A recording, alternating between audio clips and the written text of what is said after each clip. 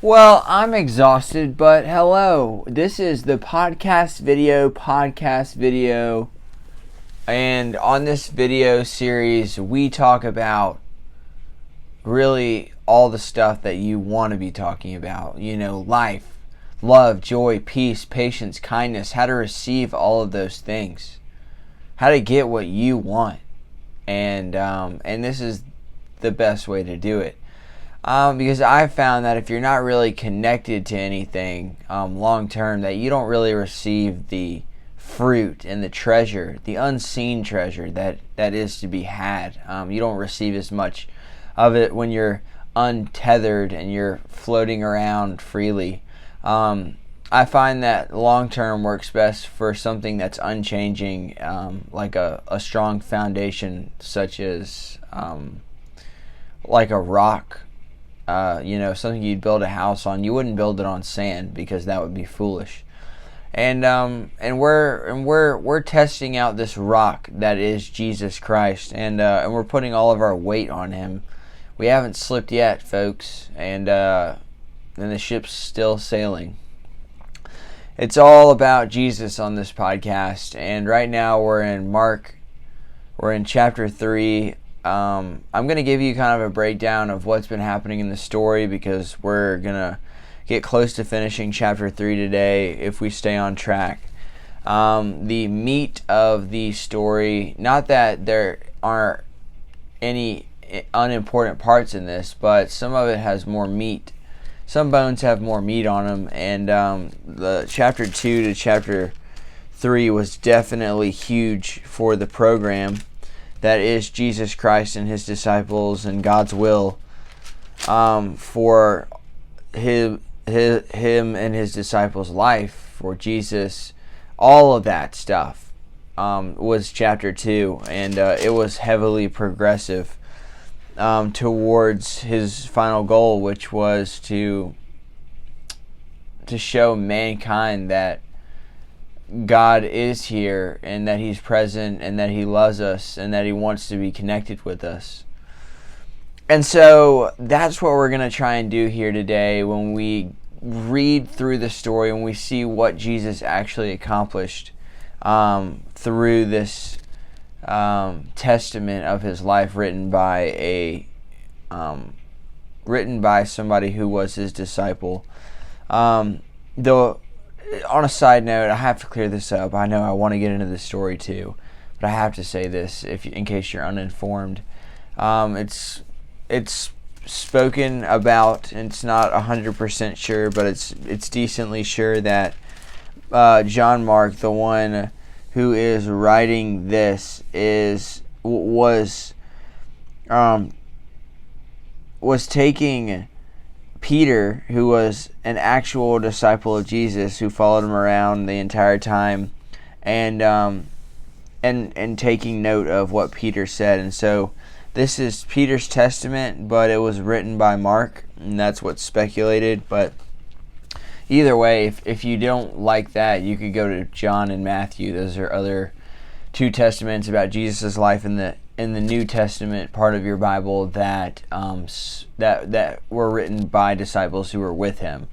If that makes you uncomfortable, go read John and Matthew. But we are in Mark, and this was Peter's testament that I think his name was John Mark, but we'll just call him Mark for now, so we don't make any mistakes and I don't misinform you. So this is Mark's testament and basically of Jesus' life.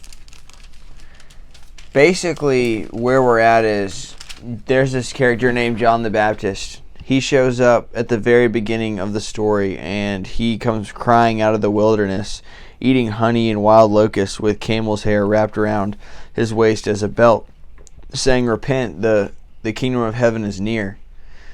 And he's proclaiming that there's going to be a Messiah on the way, and he's close, because the Messiah and Messianic prophecies about the Messiah, the Messianic prophecies have been happening for about 1,000 years at this point, if not longer.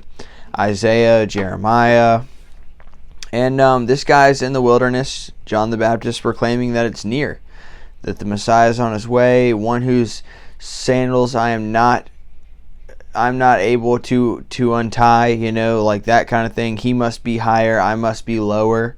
Letting them know, like, hey, he's coming. People believed him. People liked him. People listened to him. People followed him. This is John the Baptist. Well, then Jesus comes on the scene. John the Baptist baptizes him. That's why his name is John the Baptist, because he baptized people, and one of his most famous clients, if you will, can we call it that, it was Jesus Christ. And so he baptizes Jesus.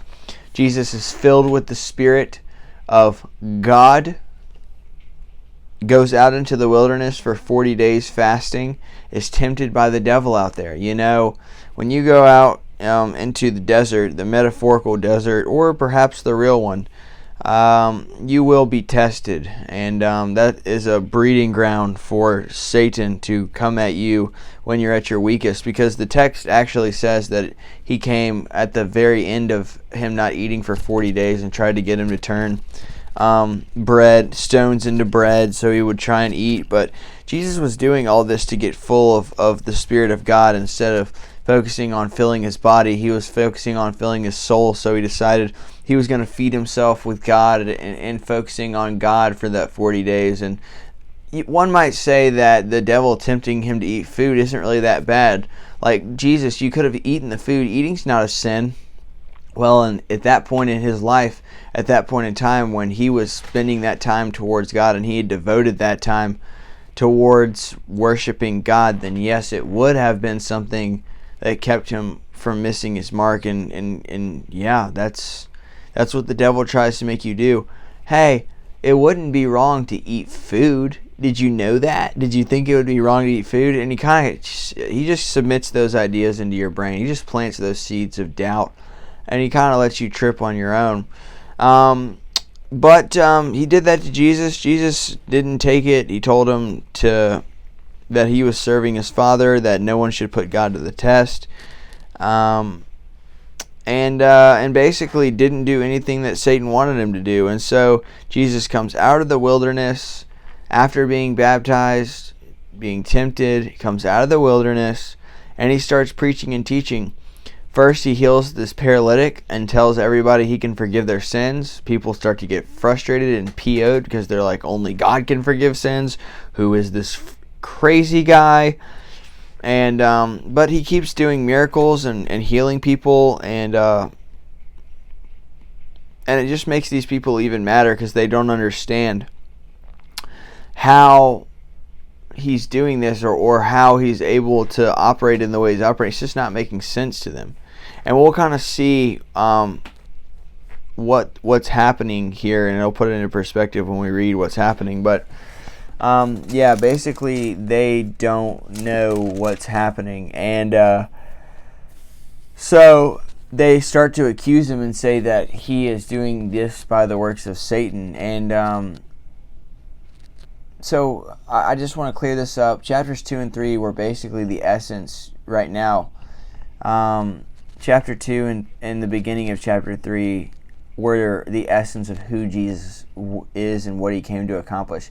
He came to forgive sins. He came to heal the sick. He came to so that we may know that he is the Son of Man, and so that we would understand who God is and what he really holds to be important, so that we could get close to the true character of the living God. And Jesus is our example for that. And obviously he made an impact on these people, because in Mark chapter 3 verse 7, that's where we're starting, Jesus withdrew with his disciples to the sea, and a great crowd followed from Galilee to Judea and Jerusalem and Idumea, and from beyond the Jordan, and from Tyre and Sidon. When a great crowd had heard all that he was doing, they came to him, and he told his disciples to have a boat ready for him because of the crowd, lest they crush him. For he had healed many, so that all who had disease pressed around him to touch him. And whenever the unclean spirits saw him, they fell down before him and cried out, "You are the Son of God." And he strictly ordered them not to make him known. And that's interesting. because you're like, oh, Jesus doesn't keep secret, blah, blah, blah, blah, blah. Jesus would tell Well, if you actually read this story, I think you'd find that some of the things that Jesus does are uncharacteristic to what you have put on his shoulders, that you have expected him to be like, but you've never actually read it for yourself.